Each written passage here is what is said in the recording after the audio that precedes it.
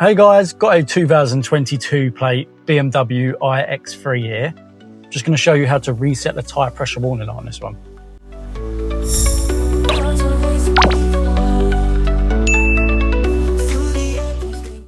So on this one, we're going to come to the screen on the centre of the dash. And from here, we're going to go to the car icon, which will bring up this menu. Then you're going to go to vehicle status. Then tyre pressure monitor, and tyre settings. Now first make sure all your tyres are pumped up to the correct pressures, and once you've done that, do perform reset.